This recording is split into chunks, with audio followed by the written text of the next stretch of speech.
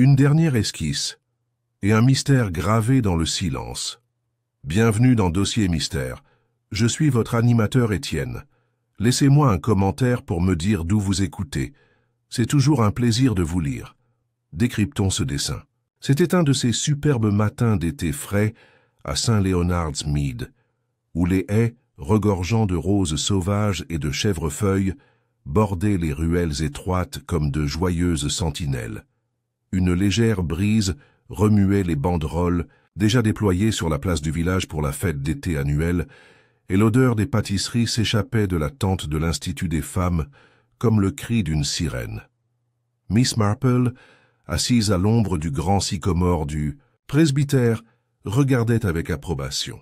Il y avait quelque chose de réconfortant dans ces rituels annuels. Le concours de confiture, le timide de la noix de coco, la compétition acharnée d'arrangements floraux. Tout le monde dans le village, des plus grandes dames à la plus humble, maîtresse de poste, avait un rôle à jouer. La fête de cette année avait cependant un ajout inédit, une petite exposition d'art organisée par nul autre que M. Julian Harmond, un illustrateur récemment arrivé et de renommée modeste. Harmond, avec sa chevelure blanche et sa cravate flamboyante, avait suscité de nombreuses rumeurs depuis son arrivée il y a 6 mois. Certains disaient qu'il avait fui Londres sous un nuage. D'autres, qu'il cherchait simplement l'inspiration à la campagne, après une brillante mais épuisante carrière d'illustrateur de livres pour enfants et de magazines mondains. Quoi qu'il en soit, son charme facile lui avait valu de nombreux admirateurs. C'était Madame Ridley, de l'Old Post, House qui l'avait persuadé d'organiser une petite exposition de ses aquarelles dans la tente buvette de la fête. Une petite toile indiquant un monde de fantaisie, Julian Harmond, était fièrement accrochée à son entrée. Sous les yeux de Miss Marple, les villageois se pressaient vers l'exposition, impatients de voir comment l'un des leurs, 6 mois à St. Leonard's Mead, c'était assez long pour compter, avait immortalisé les chaumières, les ruelles et les personnages curieux du village. Très bien, n'est-ce pas? Dit le colonel Appleton en s'arrêtant à côté de Miss Marple, un gobelet en papier rempli de limonade à la main. Sa moustache se contracta d'un air approbateur. Il capture plutôt la charrette à âne de la vieille Martha Phelps. Vous voyez? Là, jusqu'à la dernière roue grinçante. En effet, a déclaré Miss Marple, Monsieur Harmond a un bon sens du caractère, presque aussi bien peut-être. Elle regarda Madame Phelps elle-même, une femme large et pragmatique, fixer le tableau en question avec les yeux plissés. Était-ce son imagination, ou Madame Phelps avait-elle l'air presque offensée? Dans un autre coin, la jeune institutrice, Miss Vivienne Nash, planait anxieusement près d'un portrait de la verdure du village. Les joues de Miss Nash étaient roses, et elle jeta des regards furtifs à M. Harmond, qui discutait tranquillement avec un groupe de dames du club de bridge. La fête s'est déroulée dans un étourdissement paresseux de rire, de dégustation de confitures et de tirages au sort. Quelques nuages se sont rassemblés en fin d'après-midi, et la brise s'est levée, faisant claquer les bruants comme de petits fouets. Puis, juste après le jugement du concours Victoria Sponge, c'est arrivé. Miss Marple errait près de la tente, de rafraîchissement lorsqu'un cri aigu déchira l'air. Les tasses de thé claquèrent, des chaises renversées. Miss Marple, se déplaçant avec une rapidité surprenante, se dirigea vers la source du désordre. À l'intérieur de la tente, Julian Harmond gisait étalé sur le sol en toile tachée d'herbe. Sa cravate était de travers, et une rougeur livide lui colorait les joues. Sa main droite se contracta une fois, puis s'immobilisa. Dame Ridley, le visage pâle, s'agenouilla à côté de lui, tâtonnant inutilement son poignet. « Allez chercher, le docteur Graham. » Quelqu'un a pleuré, mais il était trop tard. Le docteur Graham, lorsqu'il arriva 5 minutes plus tard, secoua simplement la tête d'un air sombre. « Morte », confirma-t-il brièvement. « Probablement une crise cardiaque, bien que soudaine, très soudaine en effet. » Autour d'eux, une petite foule stupéfaite se rassemblait. Madame Phelps murmura quelque chose à propos de la chaleur. Le colonel, Appleton marmonna des beaux moments étranges et tapota maladroitement l'épaule de Madame Ridley. Miss Marple, observant attentivement, remarqua les réactions subtiles, le soulagement qui passa sur le visage de la jeune Vivienne Nash avant d'être remplacé par un chagrin soigneusement appris. Le recul soudain presque imperceptible du révérend Gilmore, le nouveau vicaire, le froncement de sourcils de plus en plus profond gravé dans les traits habituellement placides d'Harold Sims, l'avocat du village. Les peintures d'Armand flottaient au gré de la brise, comme autant de souvenirs abandonnés. En début de soirée, la fête s'était transformée en un sombre murmure. Les villageois se sont éloignés, certains serrant toujours leur prix de tombola à moitié gagné, d'autres élaborant déjà des théories. « Trouble cardiaque », disait un certain. « Du poison », murmurèrent les autres. « Un accident, sûrement. » Pas de jeu déloyal, pas à St. Leonard's Mead. Seule Miss Marple, ajustant son chapeau de paille avec un soin délibéré, n'était pas convaincue. Plus tard dans la soirée, de retour dans son joli petit cottage donnant sur la rue principale, elle s'est assise à tricoter près de la fenêtre. La nouvelle de la mort d'Armand s'était répandue comme une traînée de poudre.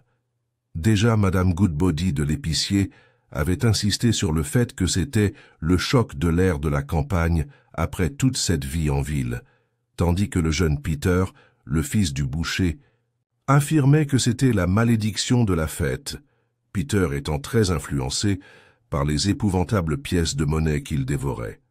Miss Marple, cependant, considérait la question différemment.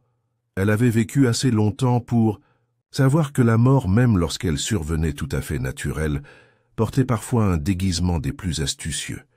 Et M. Julian Armand, avec son sens aigu des faiblesses humaines et son talent pour capturer des vérités peu flatteuses, à l'aquarelle, n'avait pas été aussi universellement aimé qu'il aurait pu le penser. Demain, sans doute, la police viendrait. L'inspecteur Craddock, très probablement, avec ses manières méthodiques. Mais ce soir, Miss Marple était assise tranquillement, ses aiguilles scintillant dans du fil bleu doux, son esprit passant déjà au crible les événements de l'après-midi, à travers les mailles fines d'une longue expérience, elle était sûre d'une chose. Julian Armand n'avait pas rendu son dernier souffle par hasard. Le lendemain matin, les rues bien rangées de St. Leonard's Mead bourdonnaient comme une ruche, dérangée.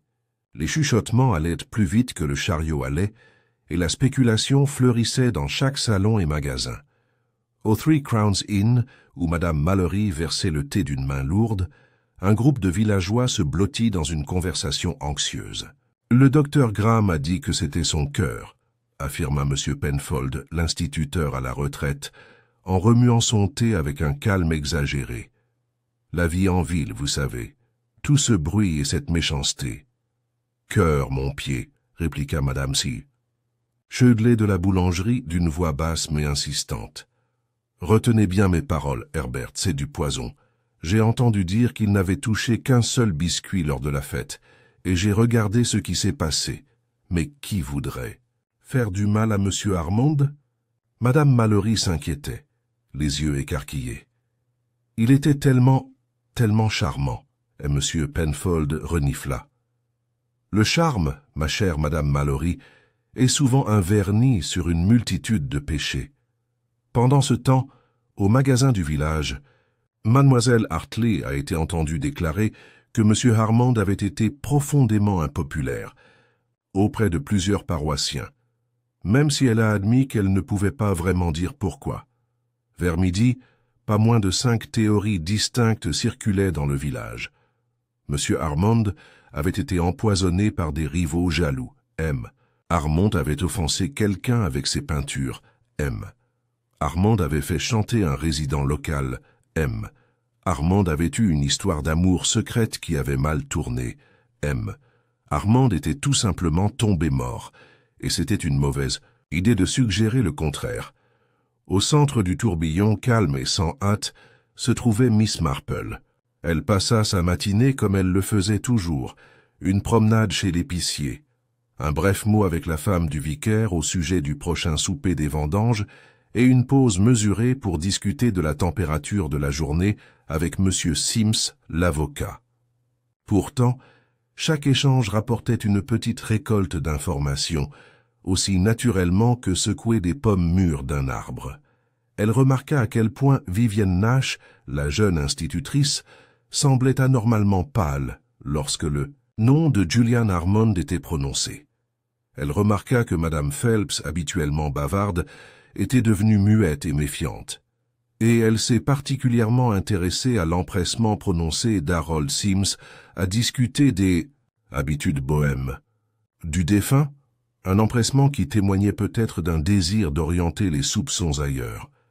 Dans l'après-midi, l'inspecteur Craddock est dûment arrivé du quartier général de la police du comté. Homme de constitution solide, aux cheveux griffèrent et à l'expression d'un scepticisme permanent, Craddock n'était pas étranger à Miss Marple. Même s'il portait les atours de l'autorité officielle, il savait par expérience que toute enquête qui ignorait les observations discrètes de Miss Marple le faisait à ses risques et périls. Il s'est rendu au cottage de Miss Marple après avoir effectué ses rondes préliminaires. « Bonjour, Miss Marple », dit-il en retirant son chapeau avec un signe de tête respectueux. « Une sale affaire. » « En effet, inspecteur. Si triste. Et pourtant, ajouta-t-elle pensivement, si très triste, humain. » Les sourcils de Craddock se haussèrent légèrement. « Vous soupçonnez un acte criminel ?» Miss Marple posa son tricot et le regarda avec de doux yeux bleus. « Oh, je ne porte aucune accusation, mon cher inspecteur.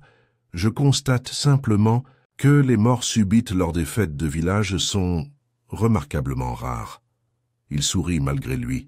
« Vous seriez étonné de voir combien de personnes sont prêtes à accepter une explication simple lorsqu'elle est offerte sur un plateau d'argent. »« Surtout, » acquiesça doucement Miss Marple, « quand la vérité pourrait perturber tant de petites illusions. » Craddock se pencha légèrement en avant. « Dites-moi, qui avait des raisons de détester M. Armand ?» Miss Marple réfléchit. « Eh bien, il y a la matière délicate de ces tableaux. Ils étaient très intelligents, bien sûr, mais pas toujours flatteurs. Les gens se reconnaissent même dans la caricature, inspecteur, même lorsqu'ils prétendent le contraire. Quelqu'un en particulier s'en offusque ? Madame Phelps, pour commencer, dit doucement Miss Marple. Elle est très fière de sa dignité, et de la jeune Miss Nash, mais pour des raisons différentes, j'imagine. Des raisons émotionnelles. Romantiques ? Peut-être, a déclaré Miss Marple.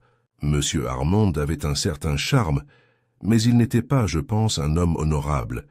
Les jeunes femmes, en particulier celles qui viennent de découvrir le monde, sont souvent trop confiantes. Craddock prenait des notes dans un petit carnet usé. Quelqu'un d'autre ? Harold Sims semblait désireux de dire du mal de M. Armand, réfléchit Miss Marple. Et quand quelqu'un est aussi désireux... Oui, a déclaré Craddock. On se demande ce qu'ils craignent autrement. Il se leva et remit son chapeau. Merci, Miss Marple. Comme toujours, votre instinct est très précieux. Miss Marple inclina modestement la tête. Je me contente d'écouter, inspecteur. Les gens disent les choses les plus révélatrices lorsqu'ils croient que personne n'y prête attention. Alors que Craddock partait pour continuer ses recherches, Miss Marple reprit. Son tricot. Devant sa fenêtre, la vie du village continuait. Madame Mallory préparant des scones dans la vitrine de la boulangerie, Monsieur Penfold tapotant sur son baromètre, le révérend Gilmore se précipitant vers le presbytère avec une brassée de cantiques. C'est apparence, tout était normal, mais Miss Marple en savait plus.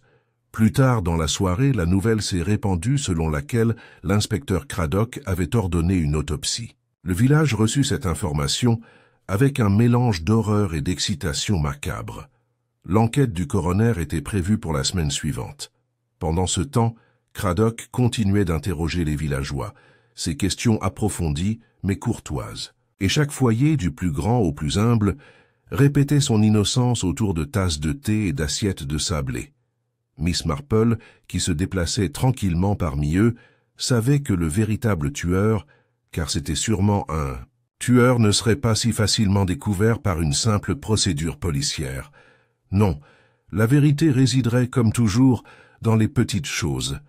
Un lapsus de langue, un ressentiment oublié, un objet trivial négligé, et elle le trouverait. L'inspecteur Craddock, armé d'une détermination tranquille, commença ses enquêtes méthodiques le lendemain matin. Les vestiges persistants de la fête, tentes à moitié démontées, étalages de fleurs fanées et rubans de prix oubliés, donnaient au village un air triste et troublant, comme si la terre elle-même reconnaissait la gravité de ce qui s'était passé. Miss Marple, qui n'était jamais du genre à s'immiscer ouvertement, se trouvait néanmoins à proximité de diverses conversations. À St. Leonard's Mead, l'information, comme le vent, affluait naturellement vers ceux qui avaient suffisamment de patience pour écouter. Au début, les villageois étaient désireux, trop désireux, de contribuer à l'enquête. Madame Ridley, robuste et officieuse, a appelé de bonne heure l'inspecteur Craddock à la salle des fêtes du village, tenant à la main une liste de ceux qui avaient été en contact étroit avec M. Armand lors de la fête. « Je pensais qu'il était normal d'aider », expliqua-t-elle, rayonnante d'une fierté déplacée. « Je l'ai vu parler à Vivienne Nash, la pauvre fille, et bien sûr au révérend Gilmore, et, oh oui, à Madame Phelps. Il a complimenté ses confitures. De Prune, même si vous me le demandez, elle n'a pas été aimable à ce sujet. » Craddock la remercia et mit la liste de côté, non lue pour le moment. Il préférait, comme Miss Marple l'avait déduit depuis longtemps, former son propre jugement plutôt que d'hériter des préjugés d'autrui. Pendant ce temps, Miss Marple rendait une visite discrète au presbytère. Madame Gilmore, l'épouse du vicaire, a toujours été une riche source de sentiments pour le village, même si elle réalisait rarement tout ce qu'elle révélait entre les soupirs et les tintements des tasses de thé. « J'ai toujours dit, » confia Madame Gilmore en versant le thé d'une main instable, « que M. Armand était aussi observateur. Dessiner tout le monde comme ça, ce n'était pas convenable. Les gens se sentent exposés. »« Les gens sont des créatures sensibles, » approuva Miss Marple en choisissant un biscuit. « Et puis il y a eu cette horrible scène avec Miss Nash, la pauvre. » Les aiguilles de Miss Marple claquaient doucement sur ses genoux. « Scène ? Oh, à la fête, » dit Madame Gilmore, les yeux écarquillés. « Seulement quelques minutes avant que cela n'arrive. » Elle avait l'air très bouleversée, la pauvre chérie. Je pense, même si je ne le répéterai jamais à d'autres, bien sûr, je pense que M. Armand lui avait fait la cour et avait ensuite anéanti ses espoirs. De tels chagrins peuvent être très douloureux, dit doucement Miss Marple, surtout pour les jeunes. Madame Gilmore hocha vigoureusement la tête. Et Vivienne est toute seule au monde, tu sais. Ses parents sont partis. Elle enseigne à l'école pour joindre les deux bouts. Y avait-il quelqu'un d'autre à proximité ? Demanda Miss Marple avec légèreté. Je crois qu'Harold Sims planait. Il le fait habituellement quand quelque chose de dramatique se produit. C'est Madame Gilmore renifla. Des hommes comme ça ont le nez pour les ennuis. Miss Marple a soigneusement caché l'information. Jeune Miss Nash, un frémissement d'émotion. Harold Sims, un opportuniste. Plus tard, dans l'après-midi, l'inspecteur Craddock a mené des entretiens formels dans la modeste arrière-salle des Trois Couronnes. Miss Marple, n'étant qu'une dame âgée avec quelques réparations à faire, s'assit dans un coin tranquille, où elle pouvait observer sans être dérangée, vint d'abord Harold Sims. Il entra avec désinvolture, mais ses mains s'agitaient sur le bord de son chapeau. « Monsieur Sims, » commença doucement Craddock, « vous étiez présent lorsque Monsieur Armand est tombé malade ?»« Oui, inspecteur. Je viens juste de finir une tasse de thé près des expositions. Et as-tu remarqué quelque chose d'inhabituel ?» Sims hésita. « Eh bien non, sauf que... » Il avait l'air rouge. Je pensais que c'était la chaleur, moi-même. Vous ne l'avez pas vu manger ou boire quoi que ce soit? Seulement ce biscuit, monsieur. De la crème au citron, je crois. Madame Ridley le lui a tendu elle-même. Craddock prit note. Et son comportement? Cheaper, monsieur. Je discute, mais... Et ici, Sims se pencha en avant. Là était un peu à faire plus tôt. avec mademoiselle Nash. Décrivez-le. On aurait dit qu'elle était en colère contre lui. Les voix s'élevèrent un peu, pas de cris, mais suffisamment pour attirer l'attention. Elle s'est enfuie après. Et M. Armand? Souriant, monsieur, comme s'il trouvait ça amusant. La bouche de Craddock se serra. Merci, monsieur Sims. Ce sera tout pour le moment. Vint ensuite Vivienne Nash elle-même. Elle était pâle et tendue, tordant un mouchoir entre ses doigts nerveux. Vous avez eu un désaccord avec M. Armand lors de la fête? Une seule larme coula sur la joue de Vivienne. Je pensais qu'il tenait à moi, inspecteur. Il a donné toutes les impressions. Mais pour lui, tout cela n'était qu'une blague. Une blague cruelle. Tu étais en colère? Oui, murmura-t-elle. Mais pas assez pour... Elle secoua violemment la tête. Le ton de Craddock s'adoucit légèrement. L'as-tu vu pour la dernière fois quand? Juste après, j'ai quitté la tente. Je ne pouvais pas rester. Je suis allé au fond du green, près de la guérite de la cartomancienne. Et tu n'as parlé à personne? Vivienne hésita. Madame Hartley et le révérend Gilmore, ils m'ont vu pleurer. Craddock hocha la tête. Merci, Miss Nash. Alors que Vivienne partait, Miss Marple observa le changement subtil dans sa démarche, le légère hésitation qui trahissait souvent une profonde tension émotionnelle. Un jeune amour, cruellement trahi, pourrait en effet blesser profondément. Enfin, Craddock a interviewé Madame Phelps. La grosse femme entra avec une dignité offensée. « Je n'ai rien à ajouter, inspecteur, dit-elle aussitôt. J'ai à peine parlé à M. Armand. Néanmoins, Madame Phelps, votre présence près de la tente de rafraîchissement, je récupérais mon entrée de confiture, a-t-elle lancé. J'ai gagné le 2e prix, tu sais. Et tu n'as rien remarqué d'étrange? Madame Phelps a hésité un peu trop longtemps. Non, le regard de Craddock se fit plus aigu. On vous a vu parler avec M. Armand peu avant son effondrement. Une plaisanterie, rien de plus. Il admirait mes conserves. Miss Marple, depuis son coin tranquille, remarqua le léger tremblement dans les mains de Madame Phelps. Fierté blessée, peur cachée. L'un ou l'autre pourrait être dangereux. Une fois les entretiens terminés, Craddock soupira lourdement et convoqua Miss Marple pour qu'elle le rejoigne pour un mot privé. « Et ils avaient à tous quelque chose se cacher, » dit-il sombrement. « Aucun d'entre eux n'est propre. »« Bien sûr que non, » acquiesça placidement Miss Marple. « Mais la véritable culpabilité, inspecteur, est généralement plus discrète que l'indignation. » Craddock fronça les sourcils. « Lequel d'entre eux, à votre avis ?» Miss Marple sourit faiblement. « Trop tôt, mon cher inspecteur. Mais je suggère d'observer leur réaction à de petits stimuli inattendus. Les coupables ne peuvent s'empêcher de se trahir sous la bonne pression. » Craddock avait l'air pensif. « Tu as quelque chose en tête ?»« Peut-être, » dit Miss Marple, ses aiguilles clignotant une fois de plus. « Peut-être un tout petit test. » Dehors, le village se préparait à une nuit difficile. Sous le calme extérieur, le ressentiment, la peur et les secrets remuaient comme des ombres sous les rosiers.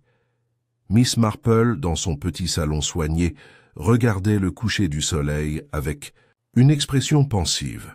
Elle était proche, pas du OMS encore peut-être, mais au pourquoi. Et une fois qu'elle en aurait compris le motif, la main qu'il avait brandie serait révélée. Aussi sûre que l'aube à venir. Dès le 2e. Jour après la fête, le village était entré dans l'étape inévitable de la certitude tranquille. Cette phase où presque tous les habitants étaient convaincus de savoir déjà qui avait commis cet acte effroyable. Au cœur de cette certitude, 2 noms surgissaient sans cesse comme des fantômes indésirables. Miss Vivienne Nash, la maîtresse d'école, et Madame Martha Phelps, la confitureuse. Il semblerait que les 2 femmes aient été vues en train d'échanger des mots tendus avec Julian Armand avant son effondrement. Tous 2 avaient des motivations fortes, bien que non prouvées. L'une émotionnelle, l'autre blessée par la fierté. Et tous 2, murmurait-on, en avaient l'occasion. L'inspecteur Craddock, bien que plus prudent que la population en général, a admis en privé à Miss Marple que ces 2-là étaient au premier plan de ses préoccupations. C'est presque toujours quelqu'un à proximité, quelqu'un qu'on oublie au début, dit-il assis avec raideur dans le salon du presbytère. Les moyens, le motif, l'opportunité, les deux conviennent. Miss Marple, tricotant un bonnet rose tendre, pour la nouvelle nièce du curé, se contenta de hocher la tête. Il est tout à fait vrai, a-t-elle reconnu, que les crimes sont souvent commis par les personnes les plus proches et les moins soupçonnées. Pourtant, a-t-elle ajouté en regardant par-dessus ses lunettes, il faut faire très attention à ce que j'appelle des solutions soignées, le genre qui se présente trop commodément. Craddock eut un léger sourire. « Vous pensez que nous sommes dirigés ? Je pense, a déclaré Miss Marple, que la nature humaine a horreur du chaos, et que nous créons donc des modèles, même là où il n'y en a pas. Néanmoins, Craddock a décidé d'agir. Il a convoqué mademoiselle Nash au poste de police sous couvert d'un entretien de clarification.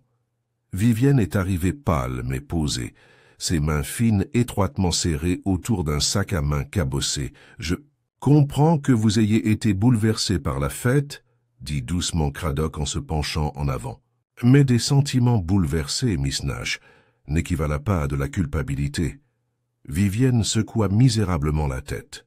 « Je sais, mais tout le monde me regarde. » Craddock l'observait attentivement.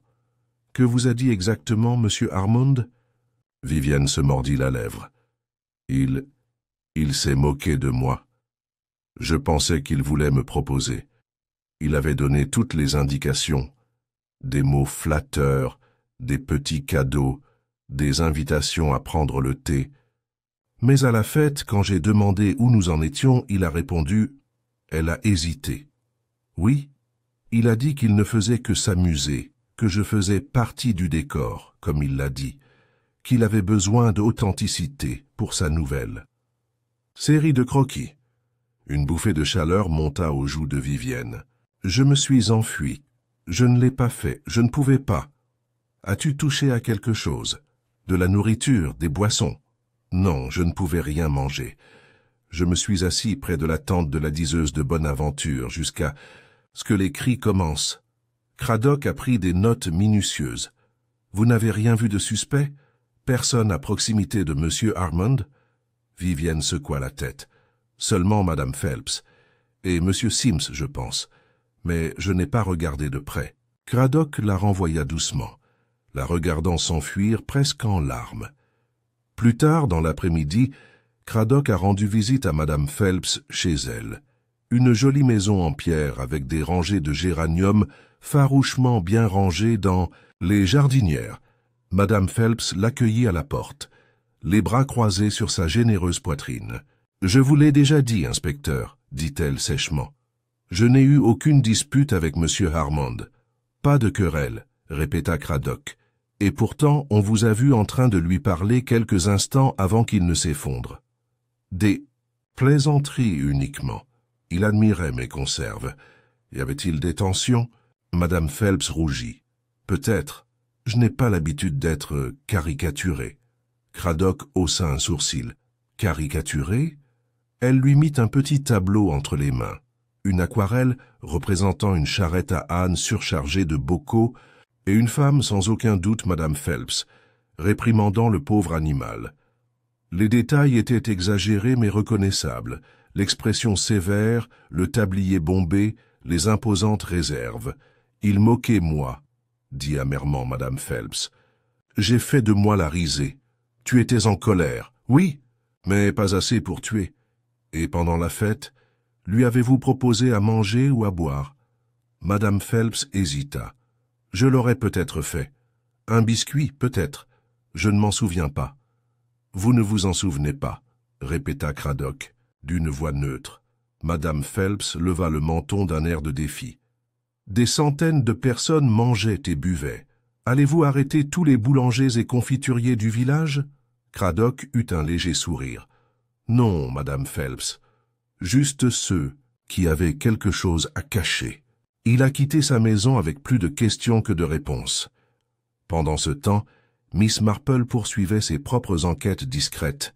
Une conversation informelle avec le jeune Peter, le garçon boucher, a révélé que M. Armand avait été vu en train de se disputer non seulement avec Miss Nash et Madame Phelps, mais aussi avec M. Harold Sims. « À cause de l'argent », dit Peter, les yeux écarquillés.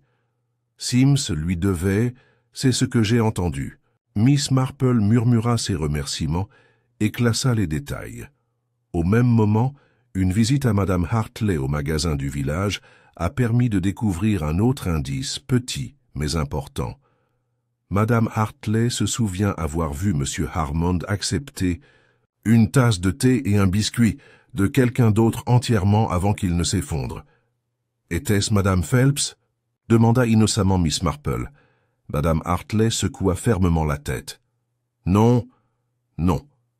C'était le curé, le révérend Gilmore. » Miss Marple cligna des yeux. « Le curé ?»« Oui, je lui ai apporté une petite assiette de friandises de la tante W.I. Très impatient il l'était. Pauvre jeune homme, cela doit être terrible maintenant. » Miss Marple, cachant son excitation croissante derrière un voile d'inquiétude polie, remercia Madame Hartley et poursuivit son chemin. Ce soir-là, elle s'est assise dans son salon entourée de ses tricots, de ses livres de jardinage et de ses souvenirs des étranges rebondissements de la nature humaine. 3 suspects se tenaient devant elle. Vivienne Nash, blessée dans la fierté et l'amour. Martha Phelps, dignité blessée et humiliation publique. Le révérend Gilmore, qui, curieusement, avait eu bien plus accès à la nourriture de M. Harmond que quiconque ne le pensait, et Harold Sims, peut-être moins innocent qu'il n'y paraissait, se cachait à la périphérie. Miss Marple pensait que les crimes ressemblèrent beaucoup à des motifs de broderie. Au début, les couleurs semblaient aléatoires, mais au fur et à mesure que les coutures se poursuivaient, un dessin émergeait inévitablement. Elle sourit légèrement et commença à tricoter plus vite. Demain, elle organiserait un petit goûter chez elle. Rien de formel, juste quelques villageois, quelques questions informelles. Et peut-être, si son instinct était bon, le début de la fin pour celui qui avait fait taire Julian Harmond pour toujours. Le lendemain après-midi, l'aube était douce et grise, une légère brume s'enroulant sur les toits de chaume et les haies de St. Leonard's Mead. C'était le genre de journée qui sollicite les sens, aiguisant les petits sons, le goutte-à-goutte de l'avant-toit, le grincement de la porte du jardin, et rendant les voix humaines plus fortes que d'habitude. Miss Marple, toujours sensible à de telles nuances, aménageait son salon avec une précision tranquille. Un tissu de dentelle fraîche recouvrait la table à thé, et une sélection de délicieux sandwichs et de gâteaux aux graines était soigneusement disposée. Rien de trop grandiose, juste le genre de rassemblement confortable et familier, qui désarmerait même les visiteurs les plus méfiants. Ces invitations avaient été soigneusement lancées. Mademoiselle Vivienne, Nash Madame, Martha Phelps, révérend Gilmore, Harold Sims tous avaient accepté, non sans hésitation visible, à 3 heures. Précise, les invités commencèrent à arriver. Vivienne Nash entra la première, ses joues pâles sur le bleu foncé de sa robe simple. Elle serra dans ses mains un petit bouquet de violettes qu'elle offrit à Miss Marple avec un sourire timide et désolé. Madame Phelps la suivit, sa silhouette remplissant l'embrasure de la porte, son expression se transformant en ligne d'endurance, digne. Le révérend Gilmore arriva ensuite, l'air plus nerveux que d'habitude, lissant ses cheveux d'une main tremblante. Et enfin Harold Sims, toujours aussi enjoué, même si ses yeux vagabonds brillaient d'un malaise qu'il ne pouvait pas entièrement réprimer. Miss Marple les salua tous avec des plaisanteries chaleureuses, les guidant vers leurs chaises, leur versant du thé, pressant le gâteau entre leurs mains réticentes. La conversation fut d'abord générale et inoffensive, la fête des vendanges, le triste état de la roseraie après la tempête de la semaine dernière, la prochaine braderie caritative. Mais peu à peu, tel un tisserand tirant des fils invisibles, Miss Marple a orienté le discours vers la fête et, inévitablement, vers Julian Harmond. « Tellement tragique », dit-elle doucement en remplissant les tasses. Il avait l'air tellement plein de vie. Il y eut un murmure collectif d'accord. « Je n'aurais jamais imaginé, dit doucement Vivienne, qu'il était si de fragile. »« C'est l'air de Londres, » déclara fermement Madame Phelps. « Ruine la constitution d'un homme. » « Ou peut-être, » réfléchit Harold Sims, tapotant distraitement sa cuillère contre sa tasse, « certaines âmes sont trop sensibles pour la vie à la campagne. » Miss Marple sourit. « Oh, je pense que c'est l'inverse, Monsieur Sims. La vie à la campagne est bien trop révélatrice pour ceux qui ont des secrets. » Il y eut un bref silence inconfortable. Miss Marple, faisant semblant de ne pas le remarquer, s'occupa du gâteau aux graines. Elle attendit que la conversation reprenne, cette fois plus tendue, plus prudente. Le révérend Gilmore, en particulier, semblait mal à l'aise. Il s'épongea le front à plusieurs reprises, même si la pièce n'était pas chaude. « Et dire, » dit Miss Marple en posant sa tasse avec une insouciance étudiée, que le dernier repas du pauvre M. Armand aurait pu provenir de l'une de nos propres mains. C'est tellement touchant de voir comment tout le monde a pris soin de lui. Elle jeta un regard innocemment au révérend Gilmore, qui tressaillit visiblement. « En effet, balbutia-t-il, je lui ai simplement apporté une assiette dans la tente buvette. Ce n'était rien. »« Tellement attentionné, » murmura Miss Marple. « C'est toi qui lui as donné le biscuit à la crème de citron ?» Le curé ouvrit la bouche, la referma, la rouvrit. « Oui, je le crois, il avait l'air affamé. »« Et le thé ? » Je pense que oui. »« Oui. » Tout venait du même plateau. Miss Marple hocha la tête, classant l'aveu. Pendant ce temps, Harold Sims était resté très immobile. Miss Marple comprit immédiatement le changement. Ce n'était pas de la culpabilité, pensa-t-elle. Pas directement. La peur, peut-être. Peur que de vieux péchés puissent faire surface sous un examen trop minutieux. Monsieur Armand était un fin observateur, dit-elle avec entrain. Il a tout remarqué des petites choses que la plupart des gens négligeraient. Sims se força à rire. Vous le faites paraître positivement omniscient. D'une certaine manière, il l'était. Ces peintures, eh bien, elles capturaient des vérités que même nous ne savions pas que nous montrions. Madame Phelps bougea lourdement sur sa chaise.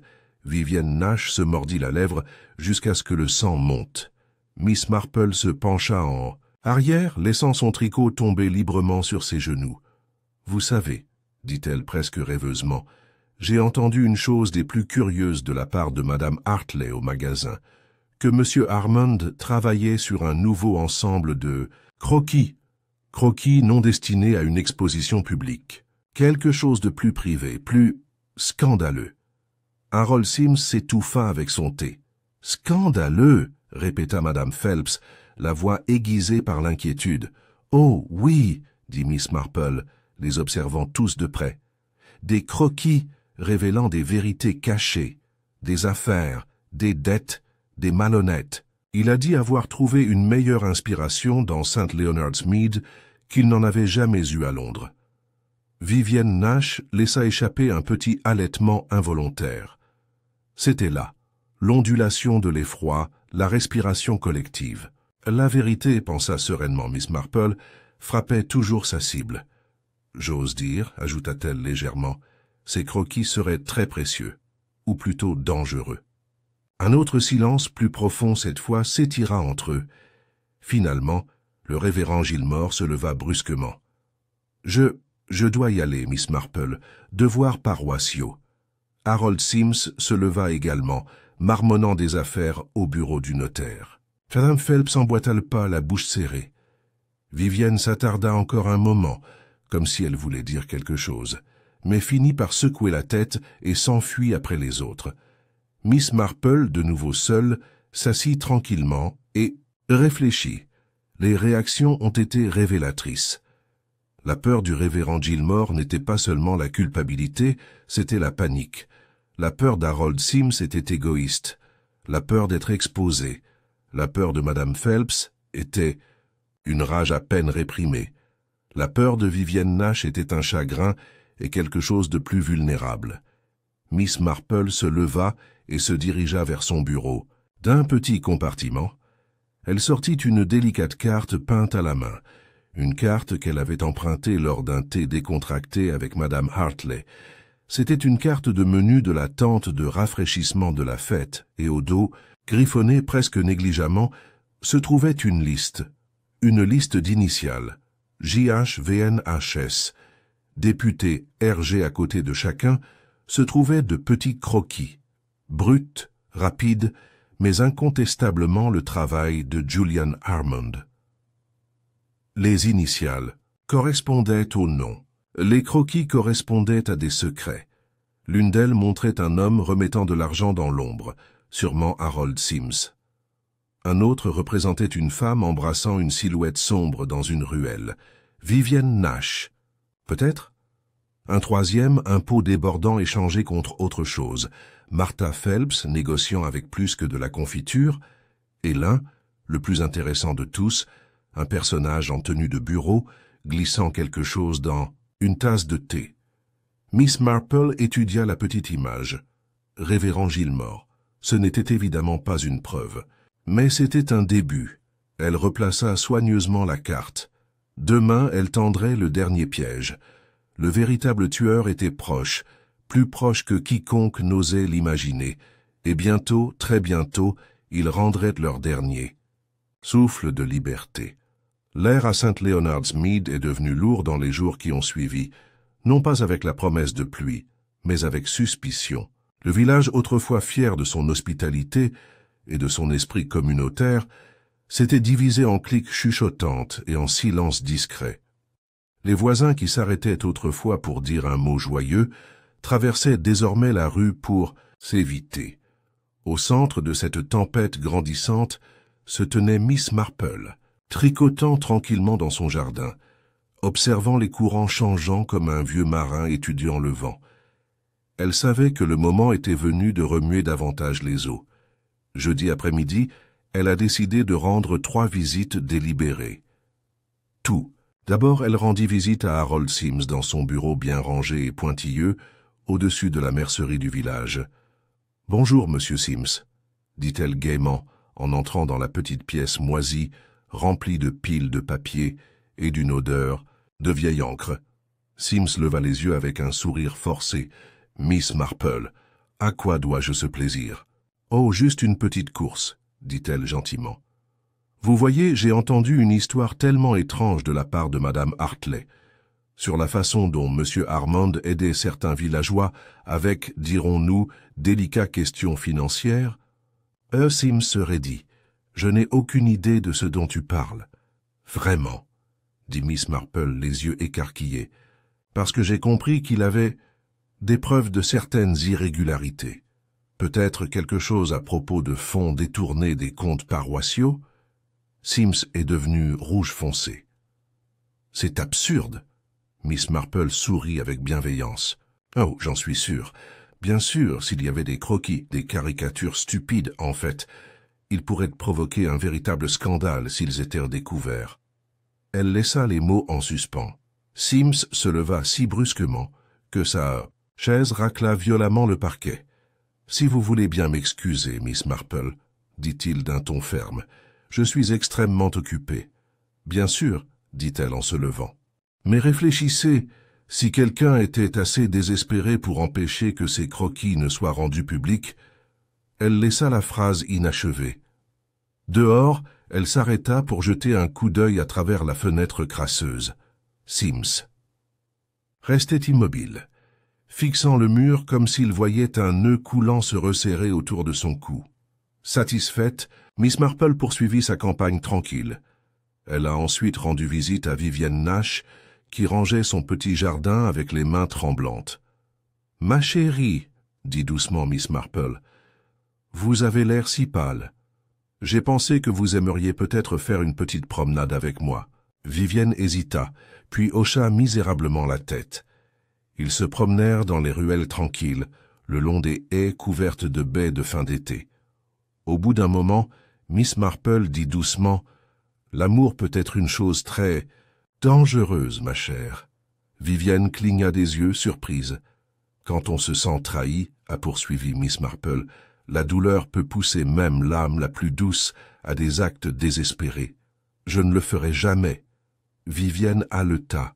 « Non, dit doucement Miss Marple. Je ne crois pas que tu le ferais. » Vivienne s'arrêta de marcher. Ses mains se tordirent d'angoisse. « Il a promis des choses, » murmura-t-elle. « Il a parlé de mariage, de Londres, d'une vie différente, et puis il s'est moqué de moi. » Les larmes lui montèrent aux yeux. Je l'ai détesté à ce moment-là. Oui, mais pas assez pour le tuer, je le jure. Miss Marple lui tapota doucement la main. Je sais, ma chérie, vraiment, et elle l'a fait. Vivienne Nash, malgré tout son chagrin, manquait de la dureté qu'exige un véritable meurtre. Son rôle, le cas échéant, avait été celui d'un pion, et non celui de la main qui a empoisonné Julian Armand. Finalement, Miss Marple se dirigea vers le presbytère. Le révérend Gilmore répondit à sa porte avec un malaise visible. « Miss Marple, dit-il d'une voix rauque, ce n'est pas le bon moment. »« C'est absurde, dit-elle fermement. Je pense que c'est le moment idéal. » Elle entra avant qu'il ait pu protester et s'installa dans le salon bien rangé du presbytère. « Vous voyez, dit-elle agréablement, j'ai pensé à cette assiette de rafraîchissement que vous avez apportée à M. Armand. » Le visage de Gilmore devint pâle. C'était juste quelque chose qui venait de la tante du Women's Institute, balbutia-t-il. Rien de plus. Bien sûr, dit Miss Marple. Sauf que quelqu'un a glissé quelque chose dans sa nourriture ou sa boisson, et vous, révérend, étiez dans une position idéale. Il commença à faire les 100 pas en se tordant les mains. Je ne voulais pas dire... Miss Marple attendit. Finalement, avec une grande inspiration tremblante, le révérend Gilmore s'effondra dans le fauteuil en face d'elle. « Ce n'était pas moi, dit-il d'un ton sourd, mais je savais. » « Savais ?» Il hocha misérablement la tête. Julian Armand avait quelque chose sur moi. Qu'une erreur datant d'avant mon entrée dans l'ordre sacré. Je pensais que c'était enterré, oublié. Le regard de Miss Marple s'éclaira. Quel genre d'erreur? Gilmore se couvrit le visage de ses mains. Faux, un acte stupide et désespéré. Quand j'étais jeune. Armand l'a découvert. Il a menacé de m'exposer, pas pour de l'argent, mais pour s'amuser. Je vois, dit doucement Miss Marple. Et donc Je l'ai prévenu, dit Gilmore d'une voix brisée. Je l'ai supplié d'arrêter. Je lui ai même apporté la nourriture, pensant peut-être qu'il verrait cela comme un geste de bonne volonté. Mais je jure, Miss Marple, que je ne lui ai pas fait de mal. Miss Marple le croyait. Le curé s'était effondré trop facilement. Un vrai tueur se serait endurci, elle s'est levée. « Merci, révérend, » dit-elle gentiment. « Vous avez aidé plus que vous ne le pensez. » Dehors, le crépuscule tombait, peignant le village dans des tons de violet profond et d'or. Miss Marple se tenait tranquillement, son esprit assemblant les pièces du puzzle. Vivienne Nash, blessée mais innocente. Harold Sims, avide. Désespéré mais peut-être pas meurtrier. Révérend Gilmore, brisé, craintif mais pas un tueur. Ce qui laissait Madame Phelps. La solide et respectable Madame Phelps, qui avait passé sa vie à cultiver sa position, sa fierté, et dont la fureur d'être moquée aurait pu être plus brûlante et plus longue que quiconque ne l'imaginait. C'était Madame Phelps, se souvenait Miss Marple, qui avait remis un biscuit à Monsieur Armand lors de la fête. C'était Madame Phelps qui avait l'accès le plus facile à la tente de ravitaillement. C'était Madame Phelps qui éprouvait le ressentiment le plus profond, du genre qui n'explosait pas immédiatement, mais couvait dans un silence sombre et dangereux. Miss Marple sourit tristement. Les villageois avaient été si prompts à plaindre. Madame Phelps, la citoyenne solide, la travailleuse acharnée, la figure amusante. Mais parfois les pires crimes ne provenaient pas de la passion ni de l'avidité, mais de la lente et écrasante humiliation d'être. C'est moquer de demain. Elle parlerait à l'inspecteur Craddock. Demain, il préparerait la scène finale. Et Madame Phelps, qui avait dessiné sa colère avec autant de soin que Julian Armand avait dessiné ses croquis, serait enfin révélée. Le lendemain matin, le temps était clair et froid. L'air était frais avec les premiers vrais signes de l'automne.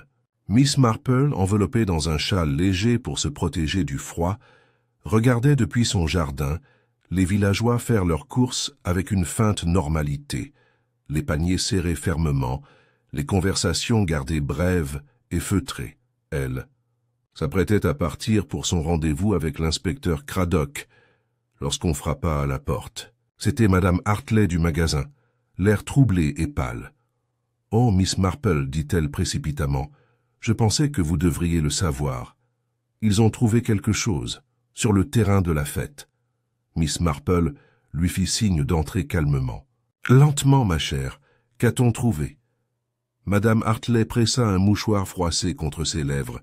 L'un des éclaireurs, le jeune Benji Toller, aidait à nettoyer les tentes et à trouver une gourde, nichée derrière une pile de chaises près de la tente de ravitaillement. « Une fiole ?» répéta doucement Miss Marple. Madame Hartley hocha la tête, avec ferveur. L'inspecteur Craddock l'a maintenant. Il pense, eh bien, ça sent fortement l'amande. Du cyanure, a dit quelqu'un. Pendant un instant, le salon soigné parut très calme. Enfin, Miss Marple dit, c'est vraiment très intéressant. Elle remercia Madame Hartley et, après un instant de réflexion, alla chercher son chapeau et ses gants. Il était temps de parler à l'inspecteur Craddock.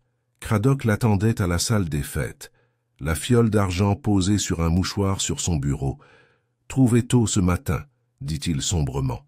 « Caché, mais pas intelligemment. » Miss Marple se pencha pour l'examiner.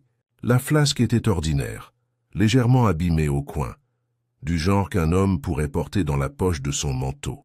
Mais il y avait une petite gravure presque usée sur le côté. Députée Miss Marple se redressa, les yeux pensifs. « Martha Phelps, a déclaré Craddock, ses initiales, ou n'importe quel nombre de noms, dit doucement Miss Marple. Maurice Pennington, par exemple. N'y avait-il pas un Pennington à Little Crampton rendant visite à des parents? » Craddock eut un léger sourire. « Tu as raison, bien sûr. Ce n'est pas une preuve, mais c'est suggestif. » « Et suggestif, murmura Miss Marple, n'est pas la même chose que décisif. Pourtant, c'était un autre poids contre Madame Phelps, et Miss Marple n'avait désormais plus aucun doute sur la tournure générale des choses. « Que ferez-vous » elle a demandé. Craddock croisa les bras. « Regardez et attendez encore un peu. Le tueur est nerveux maintenant. Nous allons appliquer un peu plus de pression et ils vont craquer. » Miss Marple approuva.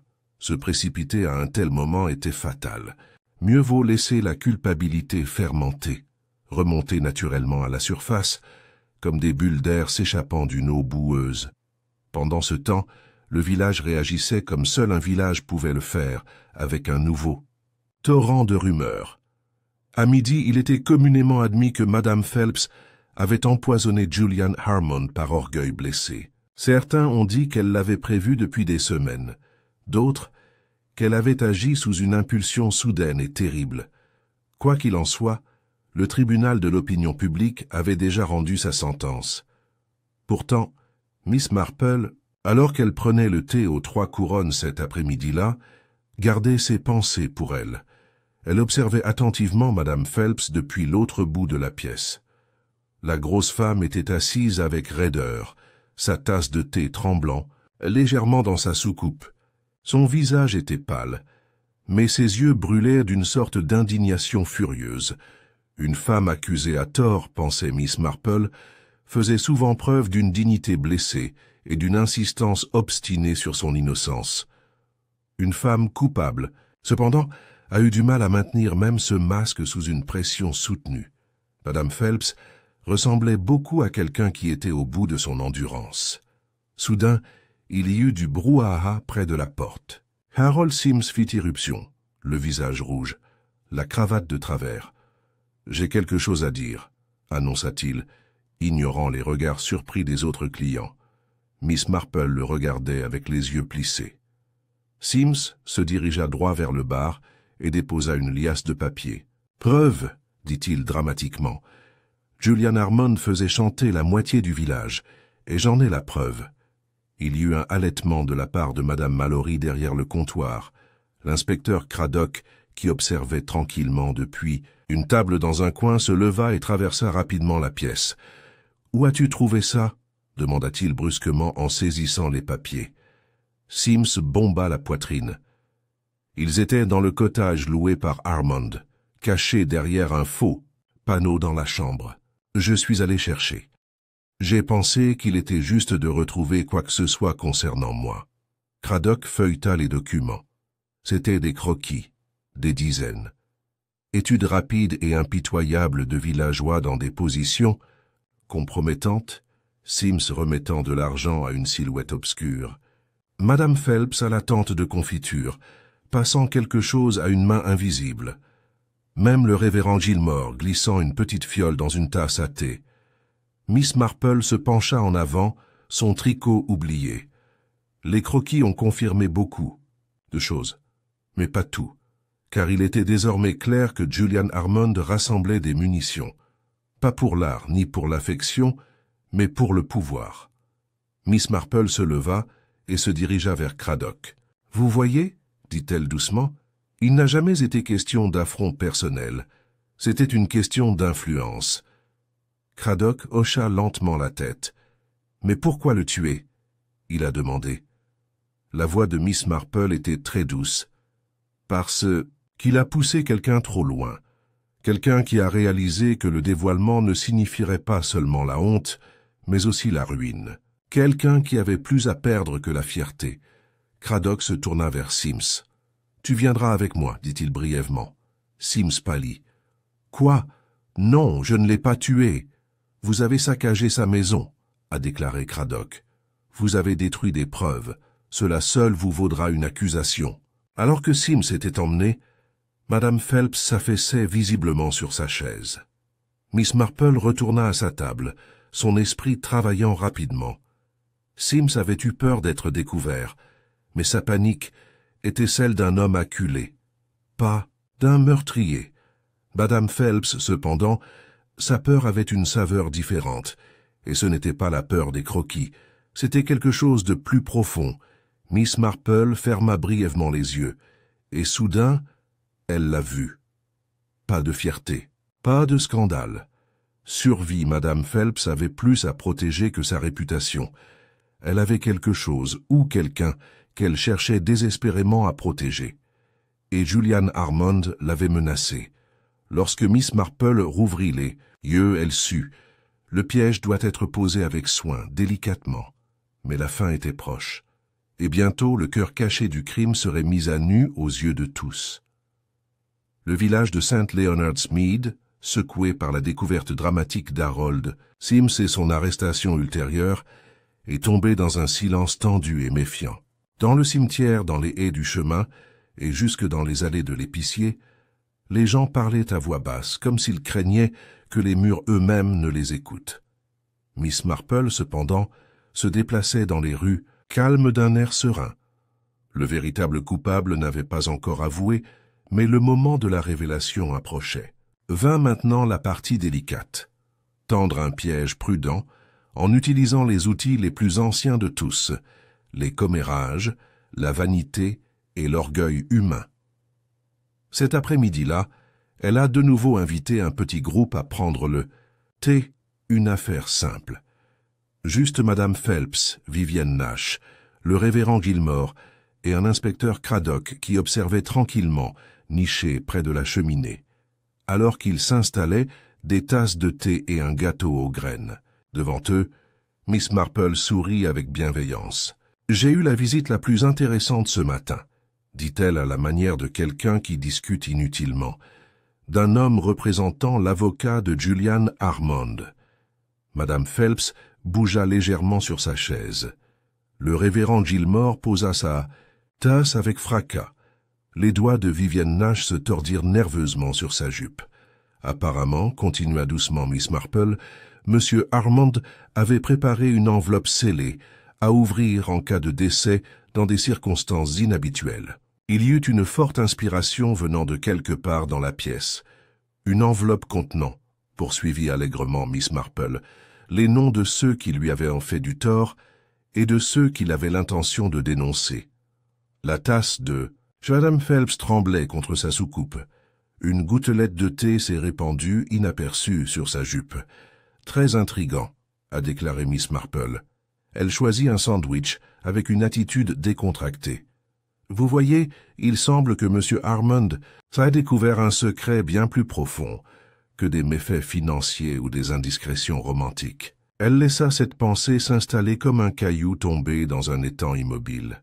« Quelque chose, » dit-elle doucement, « qui aurait pu détruire plus qu'une réputation. » Le silence s'étendit long et tendu à travers la pièce. Puis Miss Marple regarda directement Madame Phelps. « Madame Phelps, dit-elle gentiment, « votre fils avait des ennuis, n'est-ce pas ?» La femme plus âgée sursauta violemment. « Mon fils ?»« Oui. Timothy, n'est-ce pas? Celui qui est monté à Londres il y a quelques années, il est parti un peu brusquement ?» La bouche de Madame Phelps resta silencieuse pendant un moment. Vivienne. Nash avait l'air confuse. Le révérend Gilmore pâlit. « Vous voyez, dit Miss Marple en joignant soigneusement les mains, le jeune Timothy Phelps a eu des difficultés, des dettes de jeu, je crois, peut-être des enchevêtrements plus graves. » Elle fit une pause, et Julian Armand, qui avait toujours envie de s'amuser aux dépens des autres, l'a découvert. Un léger gémissement échappa à Madame Phelps. Monsieur Armand avait peint un petit croquis particulièrement cruel, a déclaré Miss Marple. Une mère, grosse, fière, tenant un sac de pièces de monnaie, tandis que son fils, représenté en lambeaux, mendiait à ses pieds. L'inspecteur Craddock se pencha en avant, vigilant. « Vous l'avez tué pour protéger votre fils, n'est-ce pas ?» dit doucement Miss Marple. Madame Phelps poussa un cri étranglé. « Non, je voulais seulement lui faire peur. » Sa voix s'éleva. Brusquement, craquant sous le poids de l'émotion refoulée. « J'ai glissé quelque chose dans son thé, » sanglota-t-elle. « Un puissant émétique, un purgatif. Je pensais que ça le rendrait malade, l'humilierait à la fête, lui donnerait une leçon.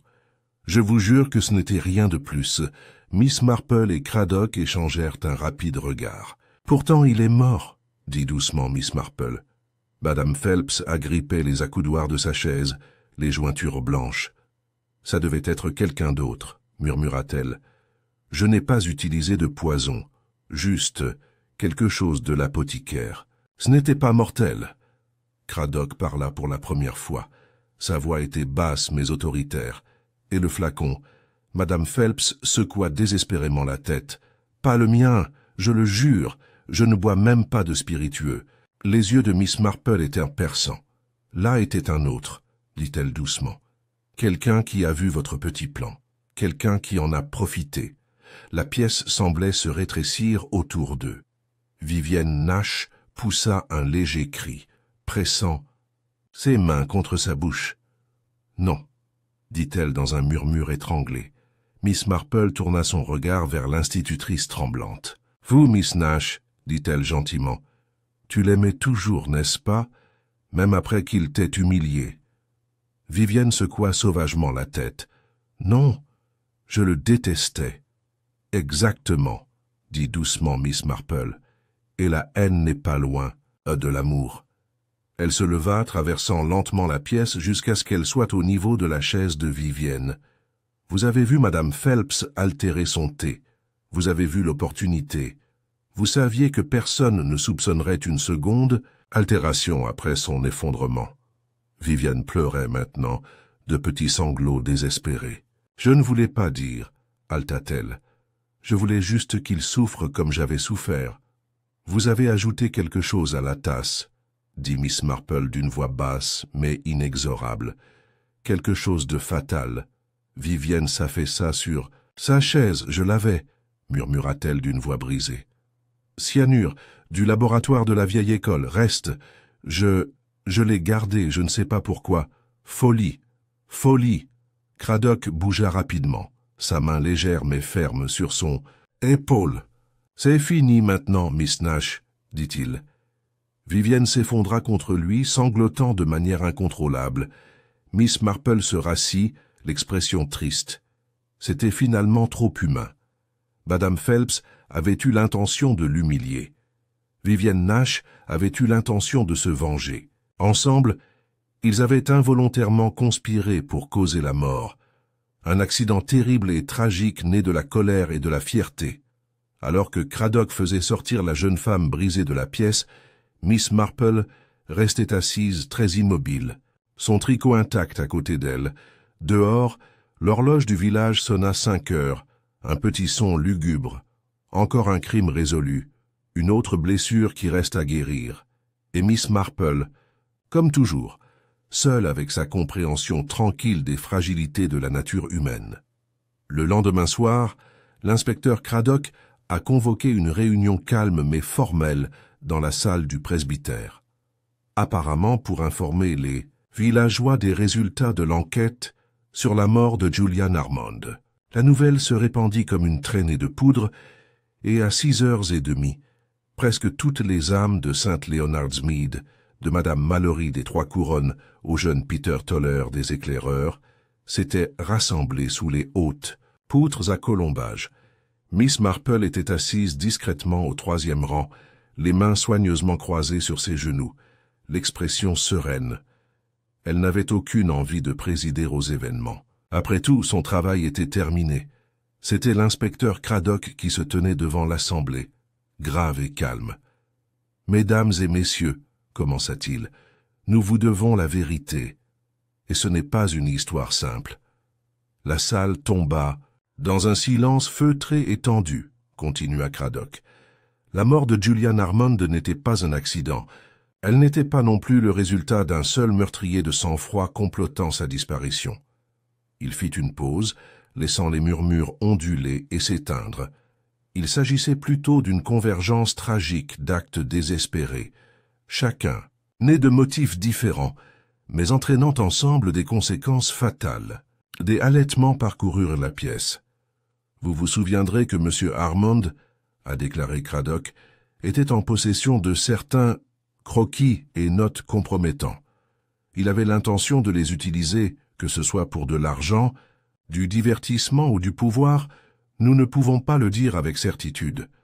Ce qui est clair, c'est qu'il a provoqué la peur, l'humiliation et la colère parmi de nombreuses personnes dans notre village. » Les yeux se tournèrent instinctivement vers Harold Sims, assis avec raideur avec son avocate à ses côtés. Bien que Sims ait été libéré dans l'attente d'une enquête plus approfondie, sa réputation a été irrémédiablement endommagée. Certains, a poursuivi Craddock, ont réagi par la panique, d'autres par l'humiliation. Mais 2 individus, agissant séparément, ont créé une séquence d'événements meurtriers. Il jeta un coup d'œil à Miss Marple, qui fit un petit signe de tête presque imperceptible. « D'abord, dit Craddock, Madame Martha Phelps. » Un faible murmure s'éleva. Madame Phelps, assise rigidement entre ses sœurs, leva le menton d'un air de défi. « Il est vrai, a déclaré Craddock, que Madame Phelps, enragée par la caricature cruelle de M. Armand et désespérée de protéger son fils Timothy de la disgrâce, publique, a décidé de donner une leçon à M. Armand. » Il regarda autour de lui dans le couloir. Elle s'est procuré un purgatif puissant, pas un poison auprès de l'apothicaire et l'a subrepticement administré dans le thé de M. Armand lors de la fête. Il y eut des halètements. Madame Phelps ferma les yeux, les mains tremblantes sur ses genoux. Son intention, a déclaré Craddock, était l'humiliation publique, faire tomber M. Armand malade devant tout le village. Il fit une pause. Mais quelqu'un d'autre l'a vu manipuler la tasse. Maintenant, la pièce se penchait en avant, essoufflée. Mademoiselle Vivienne Nash. Un léger cri s'éleva du fond de la salle, où Vivienne, pâle et frissonnante, était assise entre 2 agents. « Mademoiselle Nash », a déclaré Craddock d'une voix ferme, mais pas méchante, déjà humiliée par le traitement cruel de M. Armand, a vu sa chance de se venger. Elle a eu accès à une petite fiole de cyanure, un vieux reste du laboratoire de l'école. Il laissa le poids des mots s'installer. Après, le départ de Madame Phelps, Miss Nash a ajouté une seconde substance bien plus mortelle dans la tasse. Il regarda autour de lui les visages stupéfaits. Aucune des 2 femmes n'avait l'intention de tuer, au sens où l'on entend habituellement le meurtre. Mais entre elles, elles ont créé un cocktail fatal. Les villageois restèrent figés. Madame. Ridley pleurait doucement dans son mouchoir. Monsieur Penfold s'épongea le front d'une main tremblante. Madame Mallory regardait droit devant elle, la bouche pincée en une fine ligne horrifiée. La voix de Craddock s'adoucit. La mort de Monsieur Armand n'était donc pas le résultat d'un seul esprit mauvais, mais d'un orgueil blessé et de cœur brisé. Il y eut une longue pause, puis lentement Madame Phelps se leva. Sa voix, quand elle se fit entendre, était ferme mais lourde de chagrin. « Je suis désolée, dit-elle. Pas pour avoir essayé d'humilier cet homme, il le méritait, mais pour ce que ma folie a déclenché. Je porterai cette culpabilité jusqu'à ma tombe. » Elle s'assit lourdement. Tous les regards se sont tournés vers Vivienne Nash. La jeune femme cacha son visage dans ses mains, incapable de parler. Craddock hocha la tête une fois et se tourna vers l'Assemblée. Mademoiselle Nash répondra de ses actes, devant les autorités compétentes, a-t-il déclaré. Et Madame Phelps a proposé sa pleine coopération. Il hésita. Je vous demande à tous de vous rappeler, dit-il enfin, que St. Leonard's Mead a toujours été une communauté. Ce qui s'est passé ici n'est pas l'œuvre de monstres, mais de gens ordinaires, pris dans des circonstances insupportables. Sur ce, la réunion s'est terminée. Les villageois sortirent lentement, stupéfaits et maîtrisés. Le crépuscule doré baignait la verdure du village d'une lumière surréaliste, adoucissant les bordures du chagrin et du choc. Miss Marple resta assise longtemps après le départ des autres, regardant pensivement la salle vide. Il y avait une profonde tristesse dans des cas comme celui-ci. Pas de méchants, pas de héros, juste des âmes ordinaires, battues par la vie et leurs propres défauts. L'inspecteur Craddock s'approcha doucement. « Vous aviez raison, bien sûr, » dit-il. Miss Marple sourit faiblement. Ce n'était pas une question de logique, inspecteur, seulement de compréhension de la nature humaine. Ils se tenaient ensemble en silence, deux sentinelles tranquilles dans un monde qui ne pourrait plus jamais être entièrement innocent. Enfin, Craddock leva son chapeau. « Merci, Miss Marple. » Elle inclina la tête. « Je suppose, » dit-elle doucement, « il n'y aura pas de conserve primée à la fête de l'année prochaine. » Craddock rit tristement. Peut-être que c'est aussi bien. Ils se séparèrent dans un respect mutuel. Alors que Miss Marple rentrait lentement chez elle à travers les rues sombres, elle pensait que la vie reviendrait à St. Leonard's Mead. Les sabis, cottage fleurirait à nouveau de roses, le VI reprendrait ses interminables ventes de pâtisseries et de braderies, et le vicaire prêcherait ses sermons sur le pardon et la communauté. Mais derrière tout cela, le souvenir de ce qui s'était passé persisterait. Une légère ombre parmi les haies lumineuses et les services athées polis. Et Miss Marple douce et observatrice, continuait, écoutant, regardant, tricotant, en attendant, que la prochaine tragédie humaine inévitable se déroule. Parce que là où il y a du monde, il y aura toujours des secrets. Et là où il y a des secrets, il y aura toujours Miss Marple. Dans les semaines calmes qui ont suivi les dernières révélations, une paix fragile s'est installée sur St. Leonard's Mead. Ce n'était pas la paix joyeuse et inconditionnelle qui avait régné autrefois, qui avait été irrévocablement brisée, mais une sorte de paix soigneusement réparée, cousue avec la même ténacité avec laquelle les villageois raccommodaient une vieille couverture, patiemment, douloureusement, fil par fil, soigneusement. La fin de l'été s'est transformée en un automne doux et doré. Les haies le long des ruelles flamboyaient de pourpre et d'or, et la fumée s'échappait à nouveau des cheminées lors des soirées fraîches. La vie, comme toujours, reprit ses rythmes familiers. Le Women's Institute a continué ses ventes de confitures, même si l'on a constaté une absence notable dans le jugement des conserves cette année. Madame Phelps, dont la réputation était en lambeaux, s'était retirée de la vie publique. Elle restait dans sa jolie maison en pierre, rarement vue, sauf pour des visites occasionnelles et rapides chez l'épicier ou à la poste. Pourtant, il faut reconnaître que les villageois, après la première tempête de ragots, l'ont traité avec une sorte de gentillesse maladroite et tendue, comme s'ils reconnaissaient en silence que le prix qu'elle avait payé dépassait de loin toute punition qu'il pourrait lui infliger. Vivienne Nash, après un court procès devant le tribunal de comté, a été condamnée avec clémence. Il était clair pour les magistrats, comme cela l'avait toujours été pour Miss Marple, que l'acte de la jeune femme, bien que tragique, n'avait pas été prémédité au sens froid et calculateur du terme. C'était une attaque désespérée et impulsive, alimentée par la trahison et l'humiliation. Elle a été envoyée dans un sanatorium tranquille du Devon, un endroit où, déclaraient solennellement les journaux, l'esprit troublé pouvait guérir dans un environnement paisible. Quelques villageois ont exprimé une sympathie sourde, d'autres, un soulagement à peine voilé face à son absence. Personne n'a prononcé le nom de Julian Harmond à haute voix. Sa maison était vide à présent, les fenêtres fermées, le jardin en désordre. Miss Marple le croisait souvent lors de ses promenades quotidiennes, notant la rapidité avec laquelle la nature récupérait ce que l'homme avait ordonné. Du lierre rampant au-dessus du portail, des orties envahissant le chemin autrefois bien rangé. La maison, comme le souvenir de son dernier occupant, serait lentement absorbée par la tapisserie vivante du village, adoucie et fanée jusqu'à ce qu'il ne reste plus qu'un léger malaise. Par un après-midi frais, environ 3 semaines après la réunion à la salle du presbytère, l'inspecteur Craddock a appelé Miss Marple. Il la trouva, comme si souvent, dans son salon ensoleillé, les aiguilles à tricoter claquant en rythme, une théière fraîche fumant sur le plateau à côté d'elle. « Bonjour, Miss Marple », dit-il en retirant son chapeau avec un signe de tête respectueux.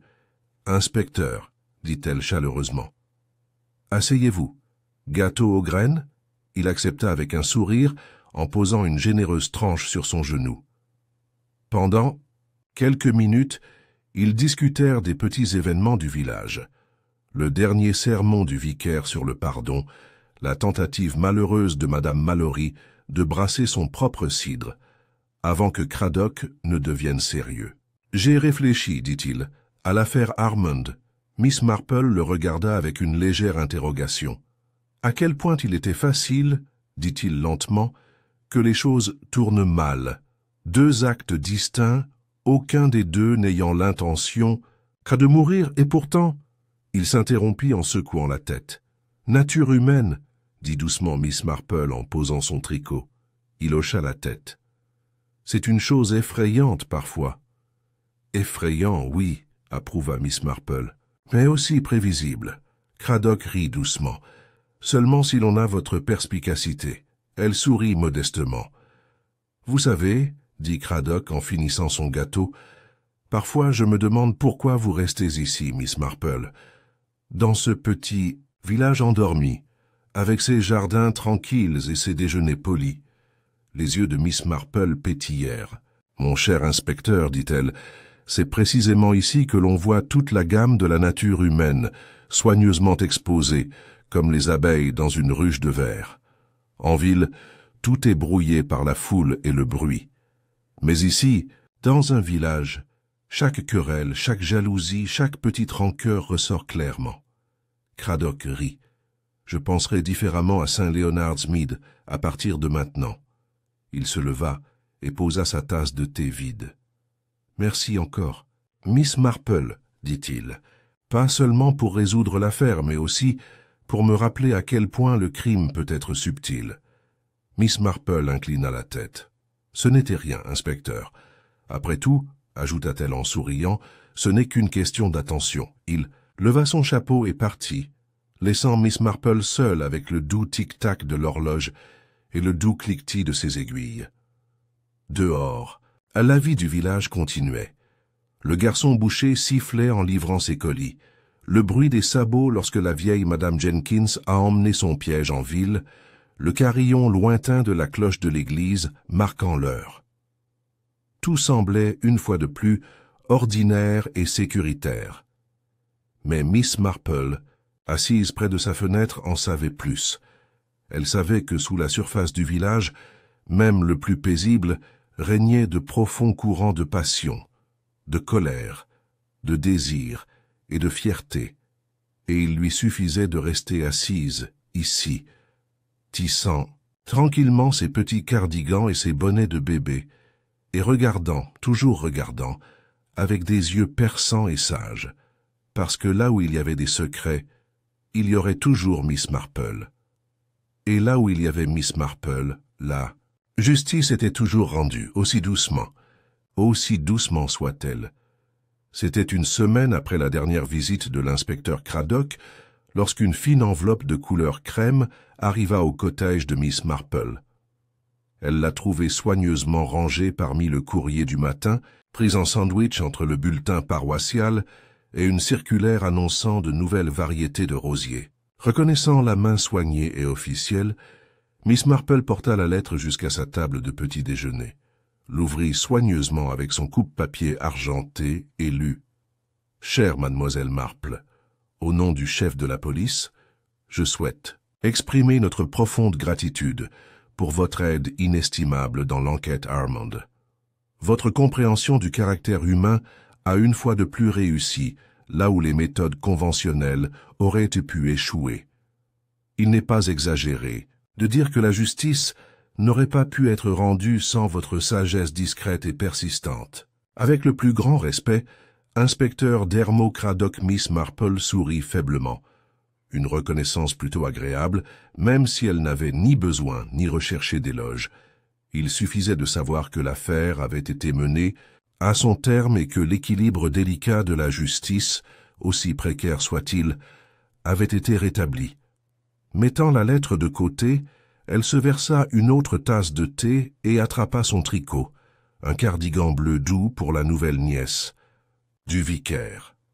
Devant la fenêtre, St. Leonard's Mead brillait sous un pâle soleil d'automne.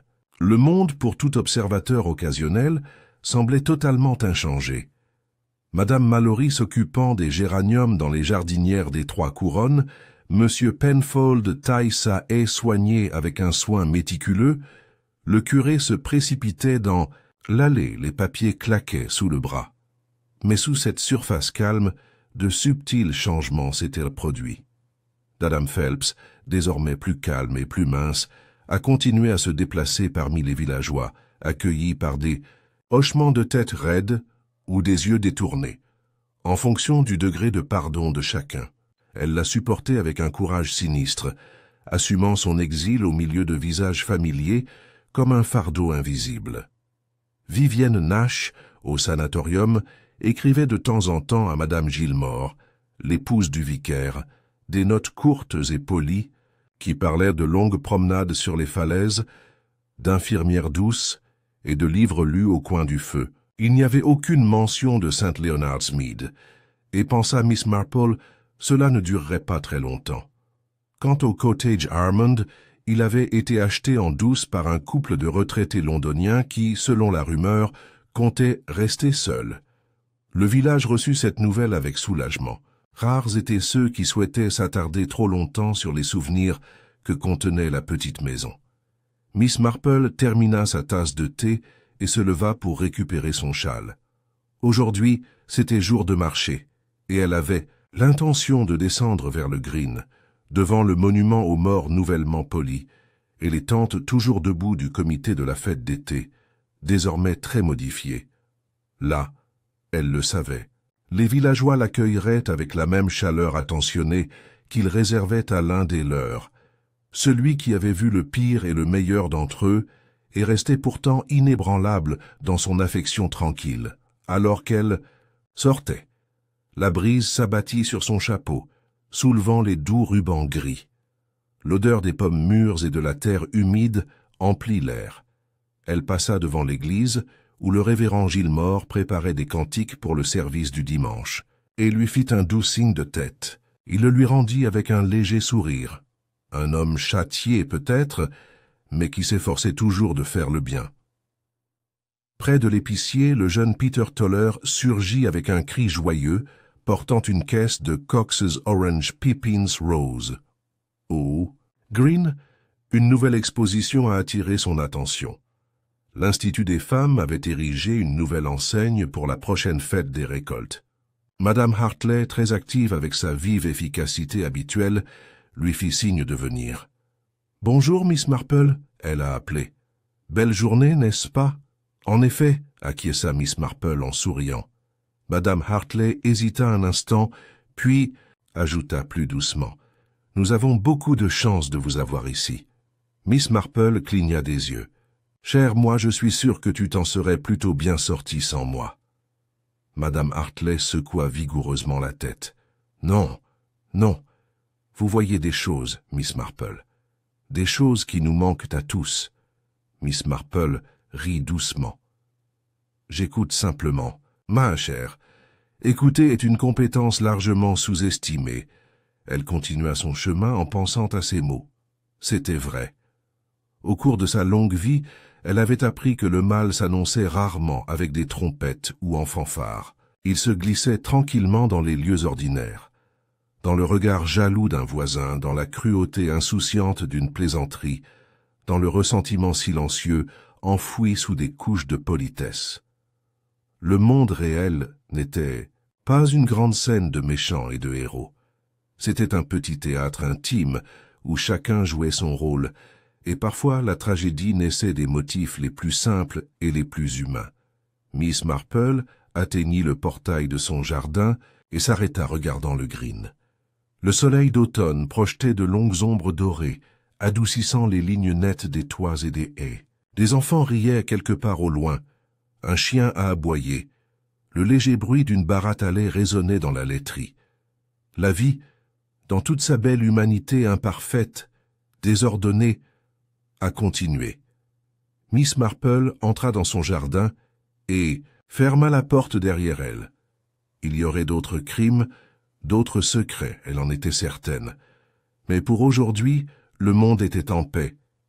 Et elle, Jane Marple, de St. Leonard's Mead, se contentait de s'asseoir avec son tricot, son thé et la certitude tranquille et vigilante que peu importe les ombres qui tombaient, il y aurait toujours ceux qui les verraient.